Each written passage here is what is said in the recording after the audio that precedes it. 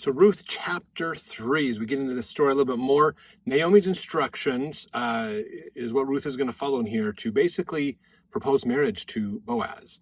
And he promises as a relative to take her as his wife, basically. So this is the story of Ruth getting married to Boaz, basically. All right, let's jump in. Verse 1, Then Naomi, her mother-in-law, said unto her, My daughter, shall I not seek rest for thee, that it may be well with thee? Now, the word rest, meaning marriage, finding a place to live, to sustain yourself, is really what she's talking about. Not just find a place to sit down and hang out, basically, but find a home for you, a place where you can live and do things. And some scholars believe there's a bit of a play on words going in there, referring back to the Noah's Ark, finding a place of refuge, a place of safety for you, basically. Now, verse 2, Now is not Boaz of our kindred, with whose maidens thou wast? Behold, he winnoweth barley tonight in the threshing floor. So she's saying, Boaz is a good guy. He's a pretty good guy. He's part of my family, Naomi's family, and you've met his handmaids. You've met him. You understand him and what's going on. In fact, he's over in the threshing floor dealing with his barley, basically. He's working his barley. Verse 3, Wash thyself, therefore, and anoint thee, and put thy raiment upon thee, and get thee down to the floor. But make not thyself known unto the man until he shall have done eating and drinking.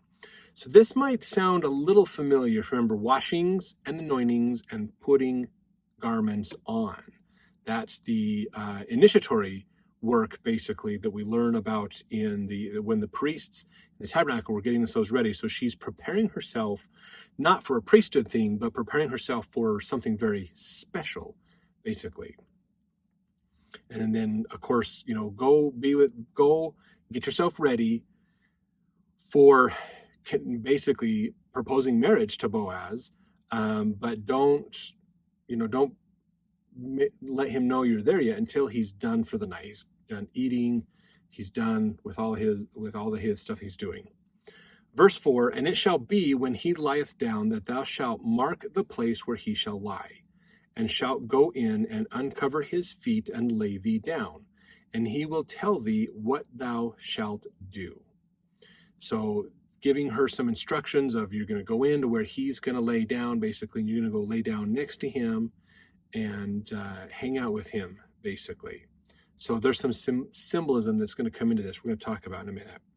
Verse 5, And she said unto her, All that thou sayest unto me, I will do.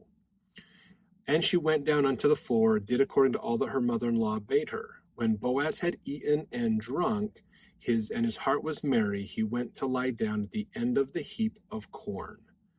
And she came softly and uncovered his feet and laid her down. Now you might be wondering, why is he laying down next to the corn? They've harvested the corn, they've pulled it off, they've got it all set off to the side. Now he's going to go lay down by it. It's because he's guarding it. It's his job to guard the corn, basically. So that's important. So she comes down quietly to him. So he's done for the night. He's had his fun. He's got dinner. He's worked hard. Now he's just wanting to go to bed, basically take it easy.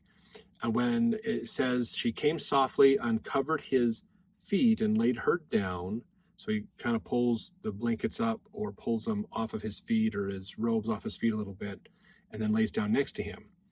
A lot of scholars I shouldn't say a lot. There are some people who believe that what this means is she is committing a sexual act, basically, with Boaz. She's going in to him and thinking, oh, he's drunk. Well, just because he's drunk doesn't mean he's inebriated. It means he has drank a lot of fluids. Okay, it doesn't mean it was alcoholic fluids. So they kind of think Ruth tricks Boaz by waiting till he's inebriated and then sleeps with him to say, oh, now you have to marry me. That's not what's going on here, okay? That's not at all what is going on here. Technically, that is a possibility, but it's not probable that that's what's really going on, basically. What she's doing is basically showing she is a servant to him. that's, she's being servitude to him. Verse 8, it came to pass at midnight that the man was afraid and turned himself, and behold, the woman lay at his feet. So he woke up, startled, or something startled him, and he realizes there's a woman here. What the heck? He was not expecting Ruth to be there. And so he says, verse 9, he said, who art thou? And she answered, I am Ruth, thine handmaid. Spread therefore thy skirt over thine handmaid, for thou art a near kinsman. So this could, some people, if you take this at face value, she's going, I'm here, I'm Ruth, you're one of your servants. Could you share the blankets with me? Basically. So we have to understand this a little bit more. Now, if you remember, we talked about wings in the last chapter. Go look up the last chapter, chapter 2, to understand more. When she says, spread therefore thy skirt, that could be put your wing around me, bring me in to you, make me a part of your family, pull me inside, basically. Is a very important point to look at. Now, the thing to realize when this comes from, where is the quote? Where did it go? Kyle and Delitzsch's Bible commentary, as well as Introduction to the Old Testament by Rasmussen. He says, when Boaz awoke from his sleep by the pile of grain, which he was guarding, as was the custom during the harvest time, he was startled by Ruth's presence. She was direct in her proposals. The word rendered skirt also means wing, and her request is not unlike the idiom, take me under your wing. Gesenius, the famous Hebraist, says it was a proper proposal of marriage, even though the girl was doing the proposing. So having a girl propose to a guy was very rare. But what she's proposing basically is I want to be married to you, basically. I want to be your family, is really what verse 9 is about. The idiom means to protect me, or in other words, be my protector or husband. According to our customs, indeed, this act of Naomi and Ruth appears a very objectionable one from a moral point of view, but it was not so when judged by the customs of the people of Israel at that time. Boaz, who was an honorable man, and according to Ruth, no doubt somewhat advanced in years, praised Ruth for having taken refuge with him, and promised to fulfill her wishes when he had satisfied himself that the nearer Redeemer would renounce his right and duty. So that's an important point, the nearer Redeemer. Okay, we talk about that in the last chapter as well. As he acknowledged by this very declaration that under certain circumstances it would be his duty as Redeemer to marry Ruth, he took no offense at the manner in which she had approached him and proposed to become his wife. On the contrary, he regarded it as a proof of feminine virtue and modesty that she had not gone after young men, but offered herself as a wife to an old man like him. This conduct on the part of Boaz is a sufficient proof that women might have confidence in him, that he would do nothing unseemingly, and he justified such confidence. So this is important because remember, kinsman is also translated redeemer. Okay, thou art a near kinsman, you are my redeemer as well. So yeah, you have to remember, okay, Naomi is a sister-in-law to Boaz, so she's family to an extent. She lost her husband, and of course when her sons died, her daughters-in-law lost their husband. So they're kinsmen. There were responsibilities and obligations, and the purpose of this wasn't to give multiple wives to one guy. The purpose of this was to allow women to have a husband, even if their husband died, then they would become the wife of the next son in line or another kinsman. So what's happening here is she's saying, you're my next kinsman.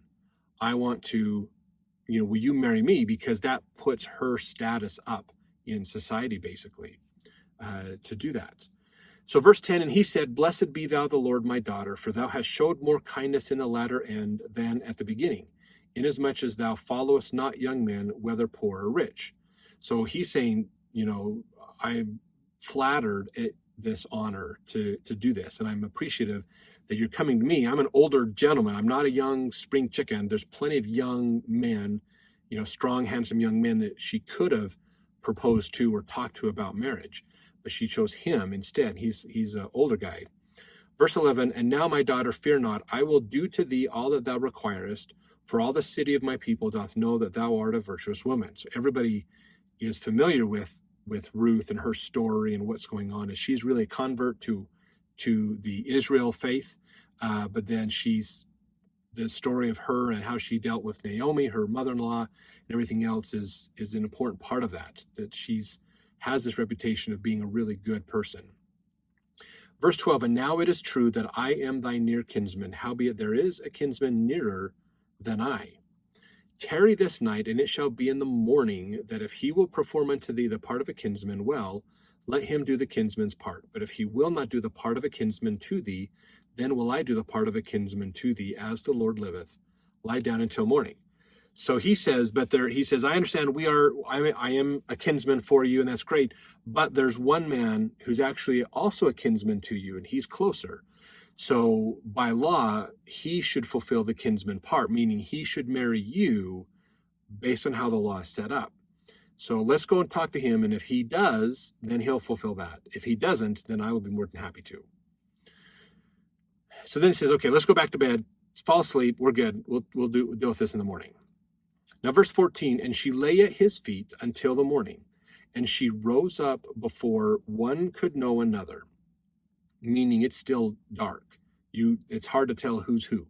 Okay, you got to remember, we might wake up in 5 o'clock in the morning or something like that, and be like, oh, it's dark outside, but there's lights, there's street lights, there's houses that have lights, there's cars that have lights. That's not what they're dealing with. They're waking up and there's no lights except for maybe a candle here and there. So it's dark. Okay, so you can't really see people very well. It's still a lot of darkness. So it's before the sun has risen and gotten light enough, basically. So let's see. I don't think I finished that one. And he said, let it not be known that a woman came into the floor. So he's like, let's just keep this between us. We don't want everyone to know that you were here last night, basically. It's probably because they don't want anybody to get weird ideas or assumptions. Verse 15, and he also said, bring the veil that thou hast upon thee, and hold it. And when she held it, he measured 6 measures of barley, and laid it on her, and she went into the city. So he gave her more food, basically, not just a little bit of food, but quite a bit, basically. Verse 16, and when she came to her mother-in-law, she said, who art thou, my daughter? And she told her all that the man had done to her. So she went into Naomi, and Naomi was like, basically, so did he agree to get married to you? Are you going to be more connected? And so now Ruth tells Naomi the whole story of what happened the night before, basically. Verse 17, and she said, these 6 measures of barley gave he me, for he said to me, go not empty unto thy mother-in-law. So they've got plenty of food now, plenty of food. Then said she, sit still, my daughter, until thou know how the matter will fall. For the man will not be in rest until he have finished the thing this day. So now Boaz needs to go talk to this other gentleman, and they need to get this resolved legally to see how it's going to work out, basically. So Naomi's saying, stay here, let's let Boaz take care of it, and then he'll come get you when it's ready, basically. So not necessarily like a huge ton of stuff in here, but this is a fun story. This is a lot of interesting things to look at, the customs and traditions that they had back then, and even this concept and idea of a redeemer, someone who saves us, who protects us as well. It's kind of a cool idea. So thanks for watching. We'll see you in the next chapter as we continue on with this story.